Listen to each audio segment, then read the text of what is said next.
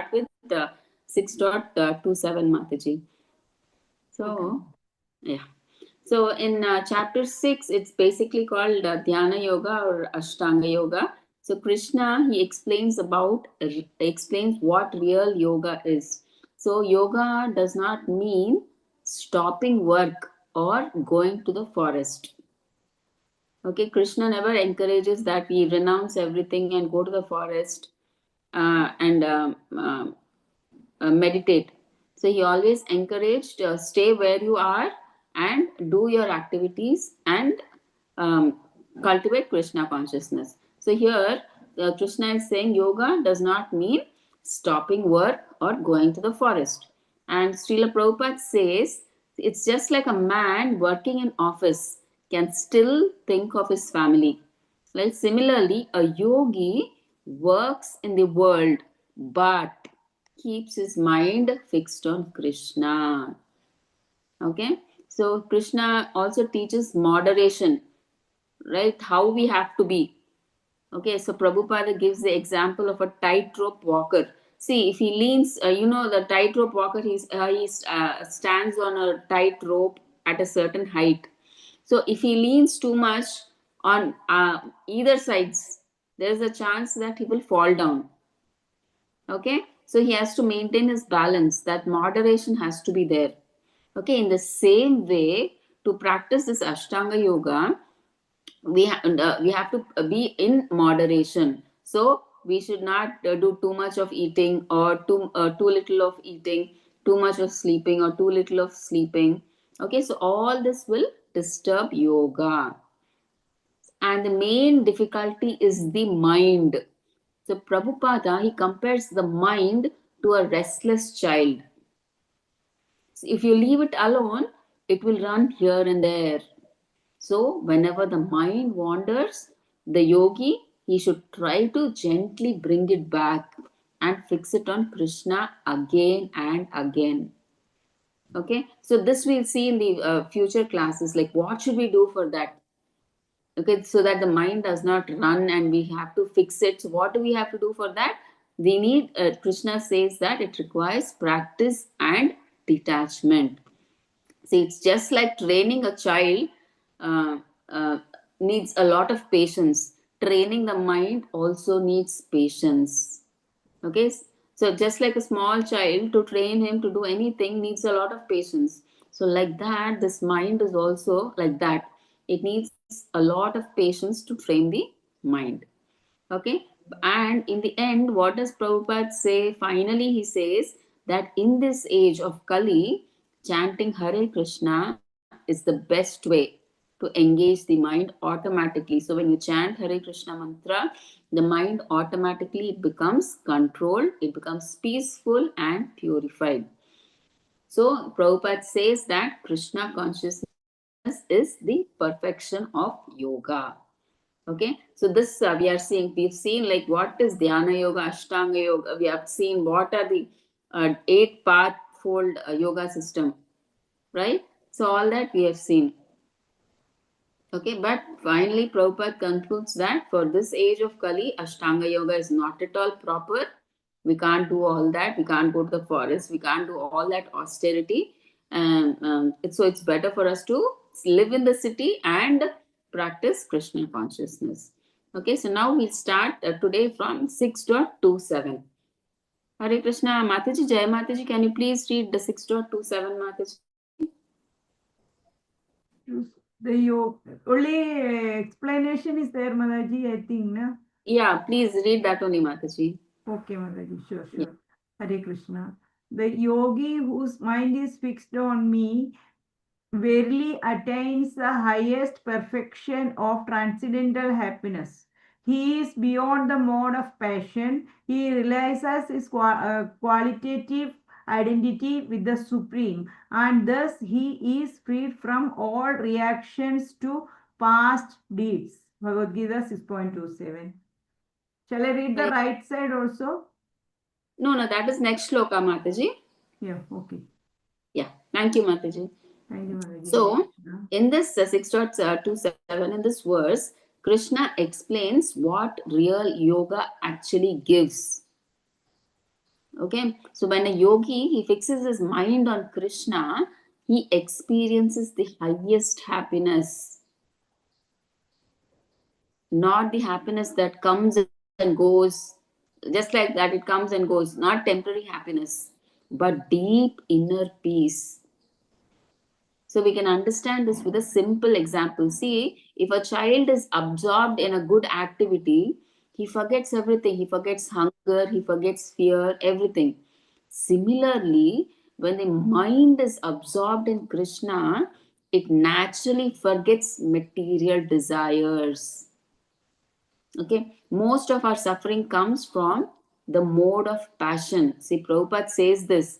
See, why most of our suffering comes in this material world? Because we're so passionate.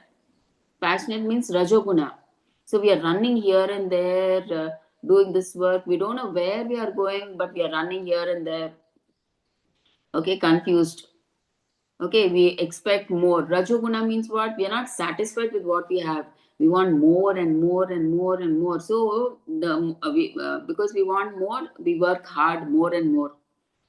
Okay, so that is the mode of passion. People in the mode of passion, they're not satisfied. They're active, very active. Okay, like that. But when the mind rests at Krishna's feet, see, if, when the mind that is so passionate, when the mind, that kind of mind, it rests at Krishna's lotus feet, the fire of passion cools down automatically. Okay, you become cool and you will have no material desires. When you engage your senses in the service of Krishna, sorry, um, in service of Krishna, automatically you're dovetailing everything in the service of Krishna, not for your sense gratification. So that's why when the mind rests at Krishna's lotus feet, this fire of passion it cools down automatically.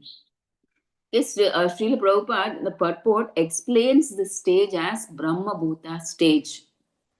Meaning, what does this Brahma Bhuta means? I am not this body. I am a soul. I am a servant of Krishna. See, just like, see, when we remember who we really are in a family, that confusion goes away, right? So, Prabhupada, he gives an important point here. See, we cannot stay in this liberated stage without bhakti. Okay, so we can't be in this liberated stage without bhakti. Bhakti means what? You engage. See, if the mind is not fixed on Krishna, it will again run to the world. Okay, if it is not fixed in Krishna, it will go to what? If not on Krishna, it will go to Maya, right? It will go on or go into all the objects of the material world, just like a restless child. Okay, so therefore, what is liberation? Liberation means it's not stopping work. See, it is using our mind and senses and life in Krishna's service. Okay, so that is why Krishna consciousness is the highest yoga. It is full of peace, purity, and real happiness. Okay, so what do they do in Ashtanga yoga? They forcefully they stop the senses, right? They say no, no, no, you should not look at that. No, no, no, you should not hear that. No, no, no, you should not eat this. So they control everything artificially. So that is not possible. Someday or the other, the senses will rebel, and you will go back to your normal ways again. But if your senses and everything, your mind, senses, everything, body, are engaged in the service of Krishna, because each your eyes or your ears, nose, everything is engaged in the service of Krishna, not by force. Okay, so you are engaging all your senses in the service of Krishna, so automatically they get peace, purity, and real happiness. So, which is very easy, but it's very practical. See, when we serve Krishna, like we cook for Krishna. So isn't that an easy process? Is it difficult? We anyway have to cook for ourselves. We cook for Krishna, and we offer it as we offer the food that we have cooked as naivedyam to Krishna, and then we have it as prasadam. So it's not at all difficult. Like we bathe the deities, we dress them up, we put ornaments, we do garland service. So all this is so enjoyable, for the senses and everything. It's not at all difficult.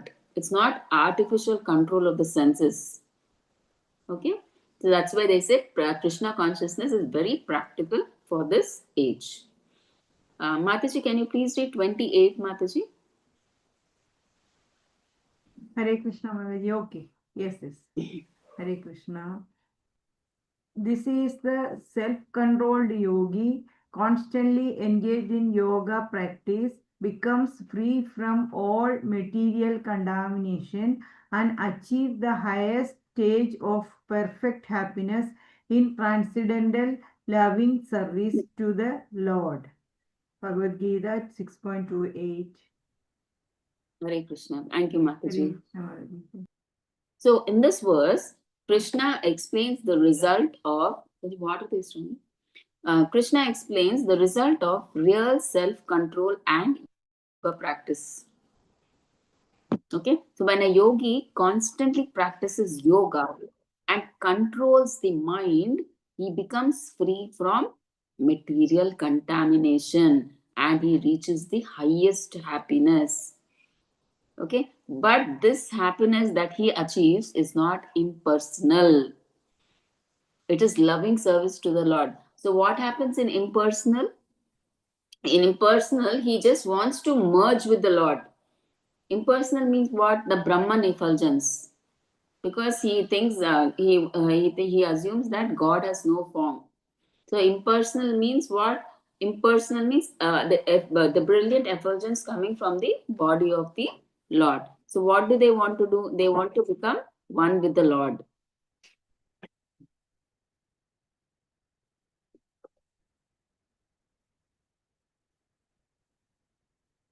Okay. So and they want to lose their individuality. Okay, so there is no loving service there, but the happiness that they get, I mean that these people get, is loving service to the Lord. So when there is reciprocation, there is happiness, right? So Srila Prabhupada explains that self-realization means understanding our real position. That what? We are soul. Self-realization means we understand we are not this body, we are the soul. See, just like a finger is there. A finger is part of a body. And what is its natural function? It's to serve the whole body. But if the finger thinks, I will enjoy separately, then what happens? It becomes useless. Similarly, we are part and parcel of Krishna, and our real happiness comes when we serve Him. Okay, so this connection with Krishna is called Brahma Samsparsha. Brahma Samsparsha means what? Spiritual contact. So Prabhupada, he gives the example of iron put into fire.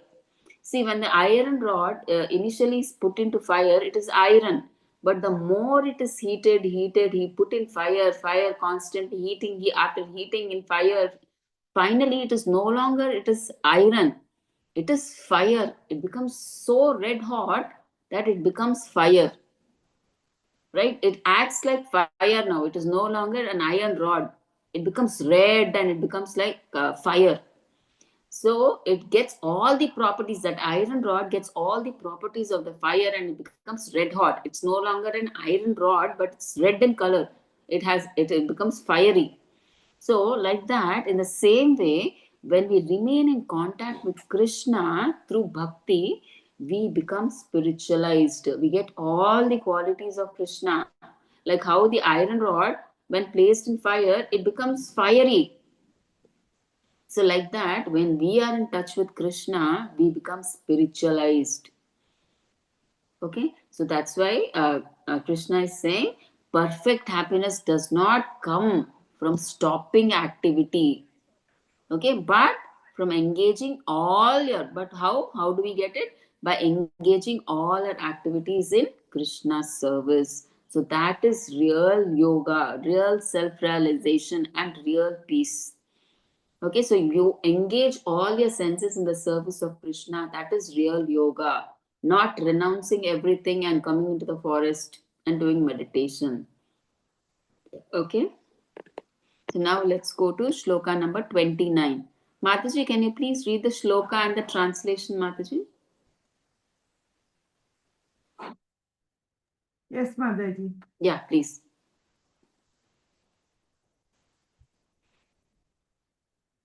Hare Krishna, Shloka 29.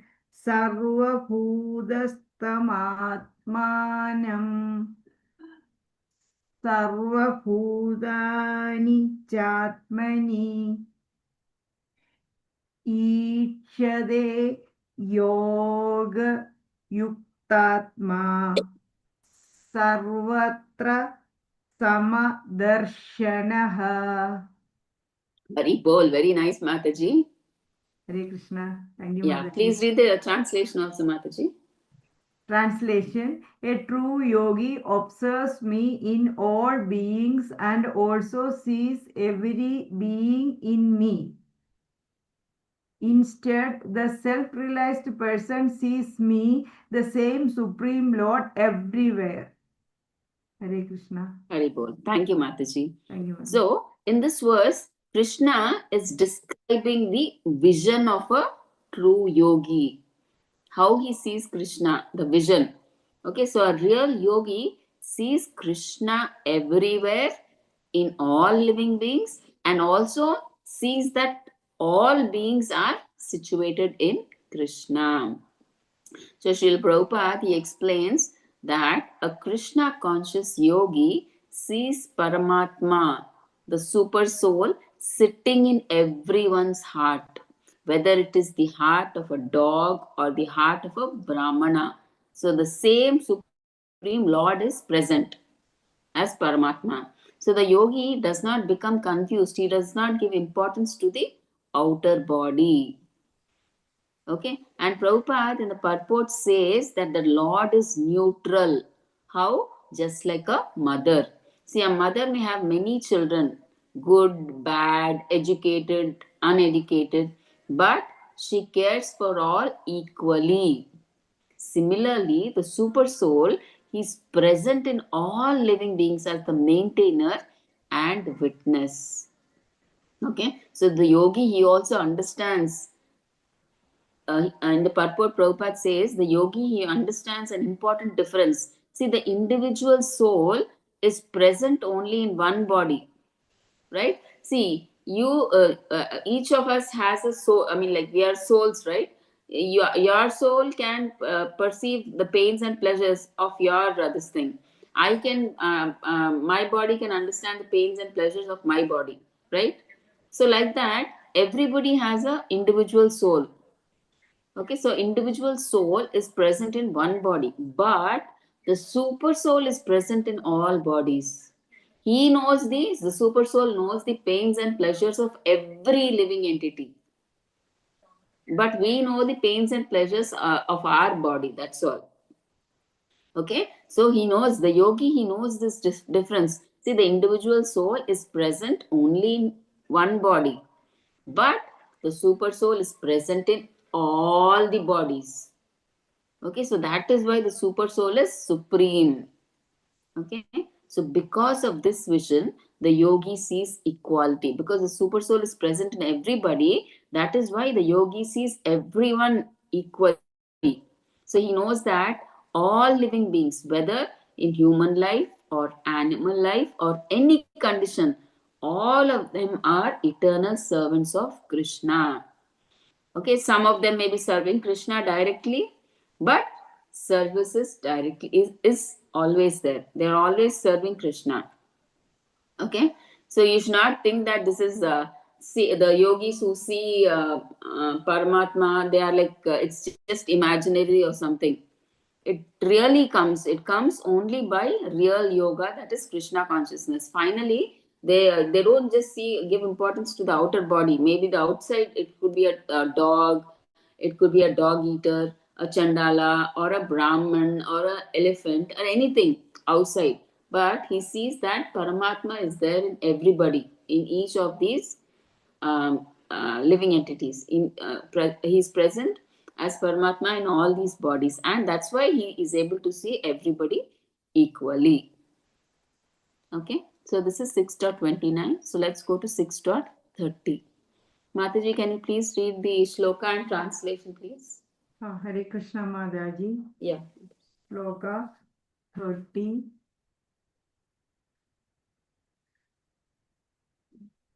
यो मां पश्यति सर्वत्र सर्वं च मयि पश्यति तस्याहं न प्रणश्यामि स च main प्रणश्यति. Hare Krishna. Hari Bol. Very nice, Mataji. Very nice. Thank you, Mataji. Hare Krishna. Translation. For one who sees me everywhere and sees everything in me, I am never lost, nor is he never lost to me. Hare Krishna. Hare Krishna. Thank you, Mataji. So in this verse, Krishna says that when a devotee always sees him everywhere, so Krishna never leaves that devotee and the devotee never forgets Krishna. So this means there is that constant loving connection is there. Srila Prabhupada, he explains that a Krishna conscious person understands that everything belongs to Krishna and works by his energy.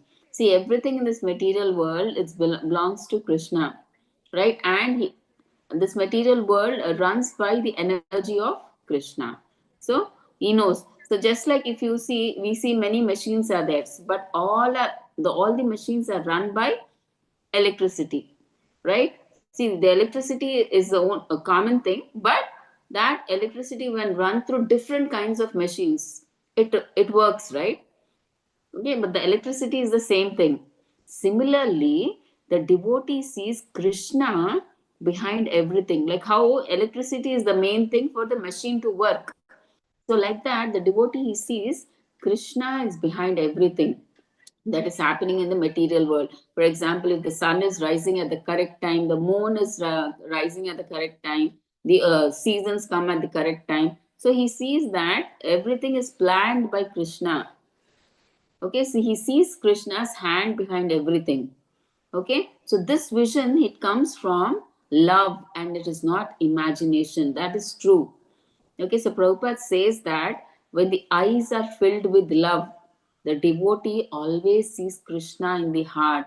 See, just like a person always remembers someone very dear. So if we like somebody, we are always thinking about that person, even though he's not there.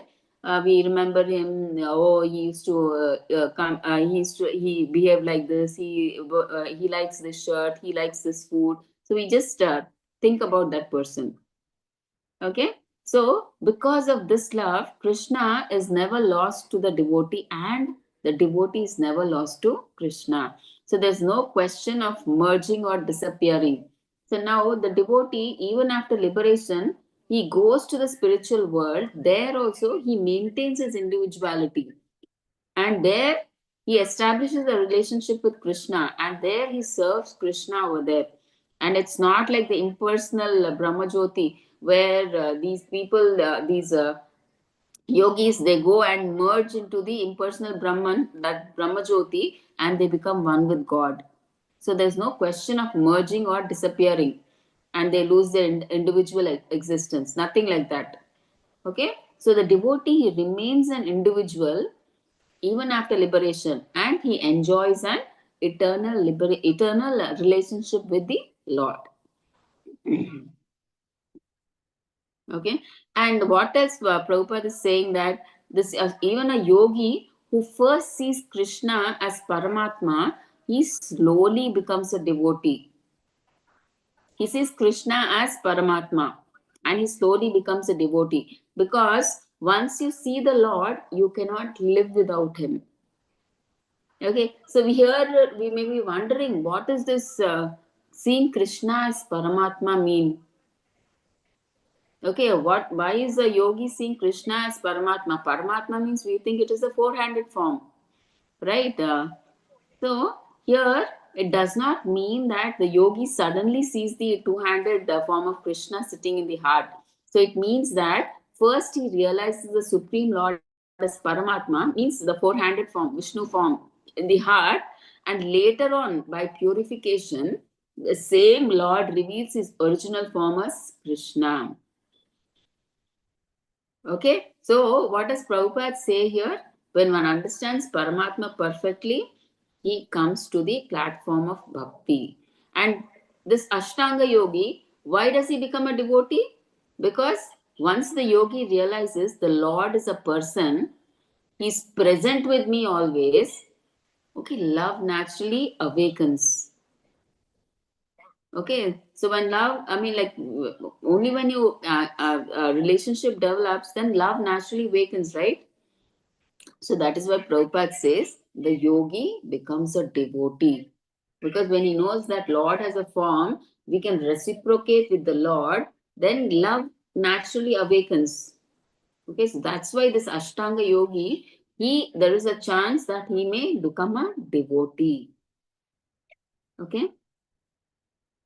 So Paramatma is Krishna himself appearing in a, first he will appear as four-handed Vishnu form, and then after he gets purified, he appears as Krishna.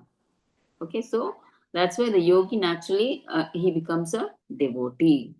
Okay, so just giving that clarity before, I mean, like, because I had that doubt. How is it that I was wondering the yogi, how is it that Ashtanga yogi can become a devotee? So then, because these Ashtanga yogis, they meditate on Vishnu in their heart, right? So I was wondering how they're meditating on Vishnu. So how is it that their Krishna can come into their heart? So it's like first Vishnu, they realize Vishnu as Paramatma, and then after purification, they depending on the purification, that Vishnu form changes into Krishna. Okay, that's when they become a devotee. Okay, so just for your clarification, this is. So let's go to 6.31. Hare Krishna Mataji, can you please read 31 translation, which is on the right side? Yes, Motherji. Yes, sure, Yeah, Motherji. yeah, Hare please. Krishna. Hare Krishna. Bhagavad Gita 6.31 translation. Such a yogi who engages in the worshipful service of the super soul, knowing that I and the super soul are one, remains always in me in all circumstances. Hare Krishna. Hare Krishna Mataji, thank you. So in this verse, Krishna explains that a true yogi worships the super soul, knowing that the super soul and Krishna are the same person. Okay, so because of this understanding, such a yogi always remains connected with Krishna in all situations. Okay, so it is Krishna and the super soul both are same. He understands because the super soul is nothing but he is the energy, I mean, like expansion of Krishna, right? See, Krishna can be realized in three stages, right? The first stage is impersonal Brahma Jyoti, second is localized Paramatma, and third is Bhagavan, Krishna. Okay, so they are just different stages of realization. Okay, so here when they understand that super soul and Krishna are the same person, that's why he remains connected with Krishna in all situations. Okay, when both are same, super soul and Krishna, so he knows that super soul and Krishna are the same person. Okay, so he worships the super soul. So Srila Prabhupada, he explains that when a yogi meditates, he sees Vishnu with four hands in his heart, holding conch, disc, club, and lotus. So this Vishnu that he sees in the heart is the plenary portion of Krishna, which is he is not different from him. See, although there are super souls in everyone's heart, see, yeah, super soul is there in your heart, my heart, and everybody's heart, every living entity's heart. So Prabhupada says they are not many gods. Just because the super soul is there in your heart and my heart and in someone else's heart, it does not mean that so many gods are present. It is one super soul only. He is present in all the living entities. Okay, so that we have to understand. It's like how just as if, the sun appears reflected in many pots of water. See, you put many pots of water and the sun is reflecting in all the pots of water. So you can see the sun in each pot. And that does not mean that there are 100 suns or 100 in 100 pots, right? It's the same sun because of its reflection can be seen in 100 pots. So the sun is only one. So like that, the super soul is also only one. And Prabhupada also makes a very important point here. Okay, so there is no difference between a perfect yogi meditating on Paramatma and a devotee always serving Krishna. Right? We should not see any difference. See, if a yogi is meditating on Paramatma or a devotee is worshipping Krishna, okay, it may see the devotee, he may be doing many activities because in Krishna consciousness we have many activities. But the yogi, because his mind is fixed on Krishna, he is always liberated because he is meditating on Vishnu, Paramatma, right? He is always liberated. So, therefore, Krishna consciousness is the highest stage of yoga. So, knowing that Krishna is present in everyone's heart makes the yogi faultless and always situated in Krishna. So, he knows that Krishna is present in everybody's heart because Krishna and Super Soul for him there is no difference. So, he understands that Krishna is present in everybody's heart. Okay, so because of which the yogi he becomes faultless, he does not do any faults, and he's always situated in Krishna. Okay, so let's go to 6.32. Mataji, can you please read the translation, Mataji, which is on the left hand side? Sure, Marathi. Hare Krishna. Yes, Bhagavad Gita 6.32 translation. Hare Krishna. He is perfect yogi who, by comparison to his own self, sees the true equality of all beings in both their happiness and their distress. O Arjuna. Hare Krishna. Hare Krishna, Mataji, thank you. Okay, so here in this verse, Krishna is explaining who is a perfect yogi. Okay, a perfect yogi is one who sees others' happiness and distress just like his own. He understands that everyone wants to be happy and does not want to suffer, just like himself. See, we all can understand, right? We all want to enjoy. We don't want any sufferings or misery. Okay, so a Krishna conscious person, so a perfect yogi, he sees himself in others. Like he wants others to come out of distress. He does not want them to suffer. Okay, so Srila Prabhupada explains that a Krishna conscious person, he understands the real cause of suffering. So suffering comes why? Because we have forgotten our relationship with Krishna. Okay, and real happiness comes when we understand that Krishna is the supreme enjoyer, he is the owner of everything and is the best friend of all living beings. Okay, so right now what we are thinking, we are the supreme enjoyer, everything in this material world is for my enjoyment. So that is why, because of which we have karma, good or bad karma, we have to suffer. But when we understand that Krishna is the supreme enjoyer, we become akarma. See, because we do everything to please Krishna. So when we do things to please Krishna, we are not, there is no karma for us. We become akarma. Okay? So, because a devotee himself feels peace by Krishna consciousness, he naturally wants to share this knowledge with others. See, that's why a Krishna conscious devotee in ISKCON, you see, devotees are constantly preaching, because when he practices Krishna consciousness, he gets that peace. And obviously, people in this world, material world, they're lacking that peace. They're suffering full of misery, distress, and all that, pains.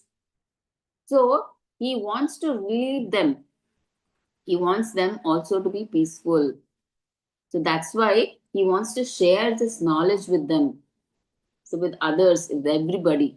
See, just like if we find a good medicine, we want others to take it, right? We say, yeah, this medicine is so good. When you get this condition, you please have this medicine. It will cure you.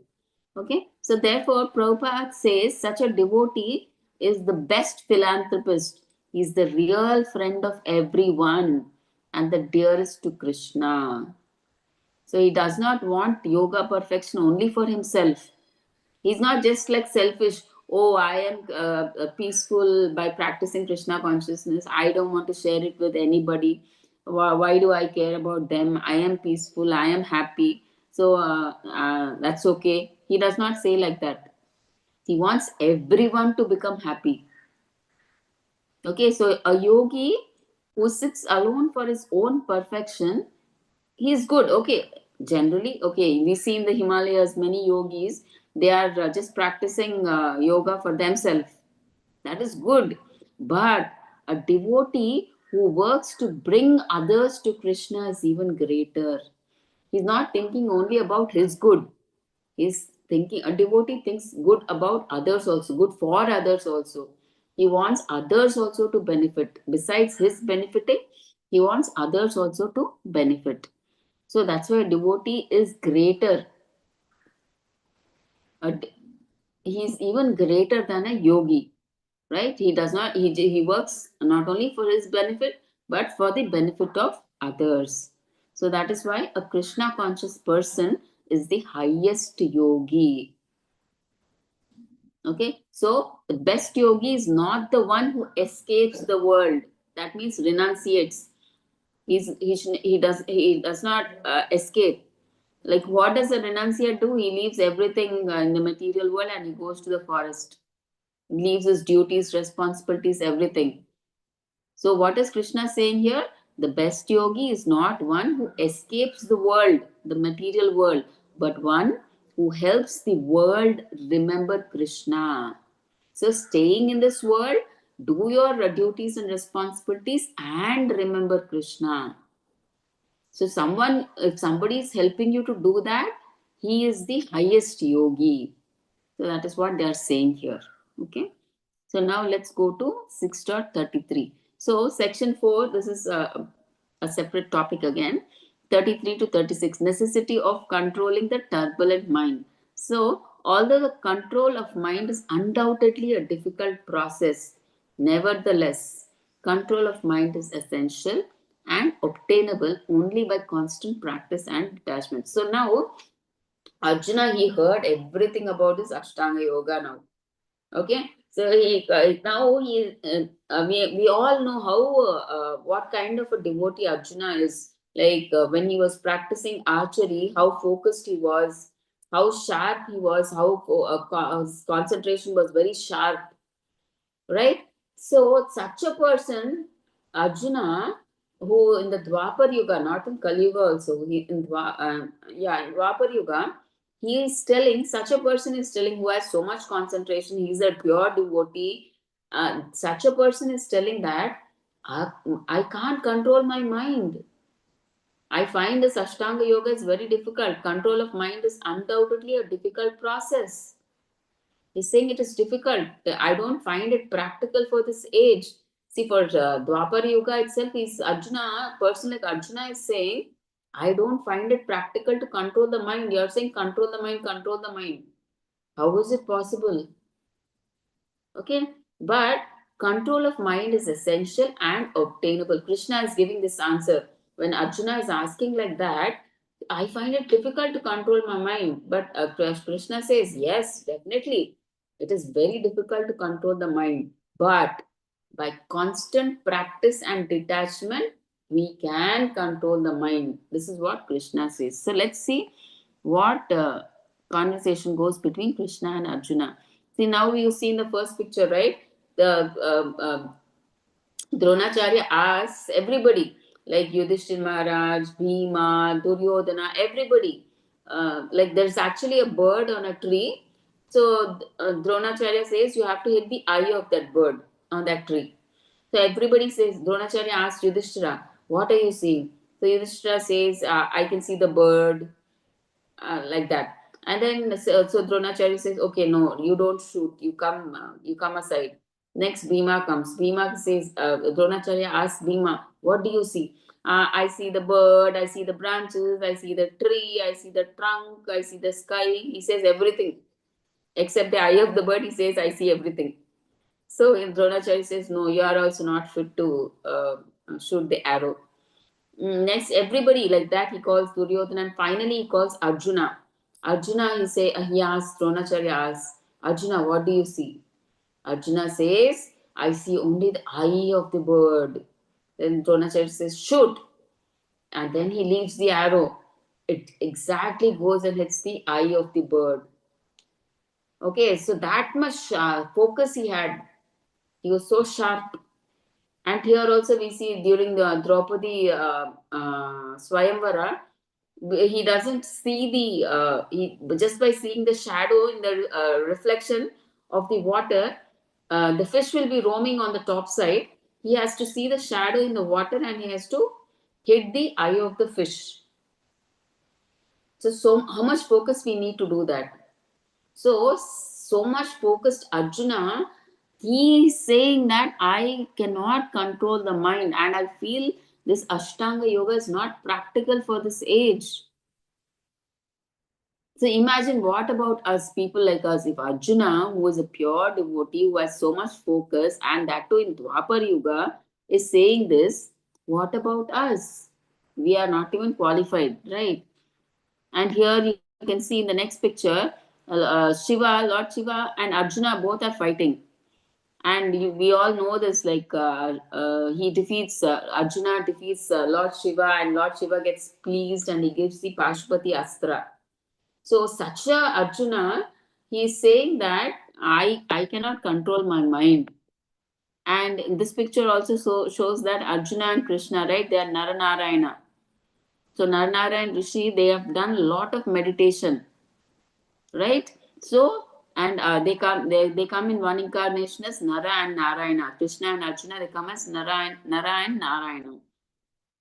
Okay, so such kind of Arjuna is saying it is very difficult for me to control the mind. So let's see the conversation between Krishna and Arjuna, how it goes. Okay, Mataji, can you please read 6.33 shloka and translation? Yes, sure, Mataji. Hare Krishna. Hare Krishna. Bhagavad Gita, Shloka 33, Hare Krishna. Yoyam yogastvaya proktaha samyena madhusudana edasyaham na pashyami chanjalatvad sthidim sthiram. Hare Krishna. Hari Bol. Very nice, Mataji. Hare Krishna. Explanation. Arjuna said, O Madhusudana, the system of yoga which you have summarized appears impractical and unendurable to me, for the mind is restless and unsteady. Hare Krishna. Hare Krishna. Thank you, Mataji. So, here, after Arjuna, after hearing about the Ashtanga Yoga system, he speaks to Krishna now. See, Ashtanga Yoga means means you leave home, you go to a secluded place, you sit in a fixed posture, I mean like in an asana. Okay, and use strict control of eating, sleeping, and sense activities, and withdrawing the mind from all the material objects. See, artificially, you have to control your eyes from not seeing that, interesting sense. So you have to artificially stop your sense gratification. So withdrawing the mind from all the material objects, and then you meditate on Paramatma in the heart. So this is Ashtanga Yoga. So much you have to do. See, you have to leave your house, go to a secluded place, sit in a posture, means asana, right? Padmasana, whatever they say, right? In some particular asana, you have to sit posture, you have to sit.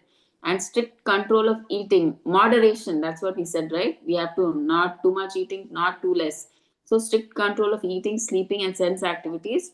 And then withdrawal of the mind from all the material objects. So, you should be away from sense gratification. Okay, and then after you control your mind, then you start meditating on Paramatma in the heart. So Srila Prabhupada, he repeatedly says this yoga system, this Ashtanga yoga system is very difficult, especially in Kali Yuga.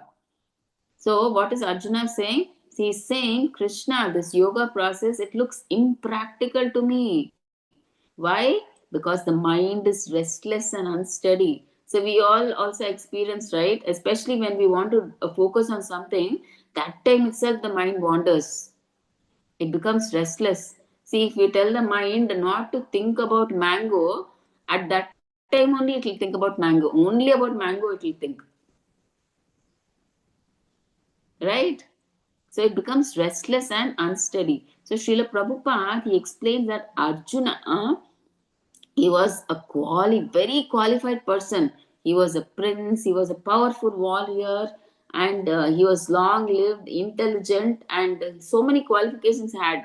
And most importantly, he was a close friend of Krishna. Still, Arjuna says, I cannot do this yoga. He had so many plus points, Arjuna, but still he tells Krishna, I cannot do this Ashtanga yoga. So now here Prabhupada in the purport he says, see, if Arjuna who lived 5,000 years ago with much better conditions, he found his yoga difficult, then what to speak of people today in Kali Yuga, who are always busy, disturbed and short-lived. Okay, so this Ashtanga yoga system, it requires leaving home, going to a secluded place, strict control of lifestyle, sitting posture, and complete detachment of the mind. So Prabhupada says this is almost impossible for ordinary people today. Can we do all this now? Leave our house, go to the forest, and sit in this posture. We can't even sit hardly properly for a few minutes, few seconds for meditation. And we have completely detached our mind from our senses from all the material desires. Is it possible artificially? It is almost impossible. Prabhupada says it is almost impossible for ordinary people today. So that's why, therefore, Arjuna's rejection is very practical and honest. So whatever Arjuna is saying is very practical, right? And Prabhupada wants that people who imitate this difficult yoga in modern schools are wasting their time.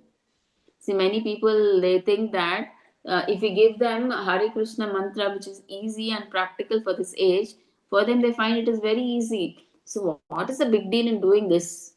They want something difficult. See, instead of touching the nose like this, if someone says you touch the nose like this, they'll find it interesting. Okay, so that's what. If we give something easy, they will think, no, no, no, no, nothing will come. There's no use doing this. But they want something difficult where you twist your leg, you turn your body upside down, you do all these things. Now, then they'll feel, this is difficult. So if we do this, then we'll get. Uh, we are the best yogis or the highest yogis. That's what they think. Okay. So, what is Prabhupada saying? That people who imitate this difficult yoga, this Ashtanga yoga in modern schools are wasting their time because they do not know the real goal. So, so that's why they're saying that Krishna consciousness is a very easy process. Bhakti yoga is the effective process in Kali Yuga. See, if Arjuna could not practice this yoga, then it is impossible for us. So that's why Krishna, he gives us a better way. What is that? Bhakti Yoga, practicing Krishna consciousness. It's so simple. You just have to chant. How easy is that? Read Prabhupada books, hear the Vaishnavas, do Seva. Okay, how easy, right, to engage our senses, mind, and body, everything in the service of Krishna, right? Okay, so now let's go to 6.34. Mataji, can you please read the shloka and translation? Yes, Mataji. Hare Krishna. Yeah, please, Mataji. Hare Krishna. Srimad Bhagavad Gita, Shloka 6.34. Chanchalam hi mana Krishna pramadi balavad dridham tasyaham nigraham manye vayor iva sudushkaram. Hari Bol. Thank you, Mataji. Hare Krishna. Translation: for the mind is restless, turbulent, obstinate, and very strong, O Krishna, and to subdue it, I think, is more difficult than controlling the wind. Hare Krishna. Hare Krishna. Thank you, Mataji. So, in this verse, Arjuna is telling the truth. He's saying the mind is restless, it is turbulent, stubborn, and very strong. See, he says it's controlling this is harder than controlling the wind. See, it's so difficult for us to control the wind. Can we capture the wind in our hands? No, but Arjuna is saying it may be possible for me to control the wind, but it is difficult for me to control the mind. So he's saying that controlling the wind is much easier than controlling the mind. See, first of all, controlling the mind, wind itself is so difficult. We can't catch the wind, right? But he's saying, Arjuna is saying, I can control the wind maybe, but I can't control the mind. It's so difficult. So, Srila Prabhupada, he explains that the mind is supposed to be under the intelligence. So, the mind should always be under the intelligence. But nowadays, what is happening? The mind overcomes intelligence. How? See, for example, give you an example for understanding. See, the mind, today is Ekadasi, and the mind will say, see, so many Ekadasis you've done. What will happen if you don't do this one Ekadasi? You today your friend it's your friend's birthday and they're celebrating birthday, they have cake, they have so many items to eat. So just one ekadasi, if you don't do, what will happen? Besides, she's your friend, you have to go there, celebrate her birthday, and you have to go and eat the all those items. Okay, but the intelligence may say, okay, my friend, if the intelligence is properly guided, it can guide the mind by saying, yeah, true, it's my friend's birthday, but today is also Ekadasi. Maybe I can prepare her a Ekadasi cake, and maybe I can give her that cake, and I too can have that cake. So the mind can give that intelligent suggestion, but nowadays the mind overtakes the intelligence and it thinks that, yeah, what you said is right. We agree with the mind. Yeah, because her birthday comes once a year. So what is happening? Every Ekadasi I'm doing now.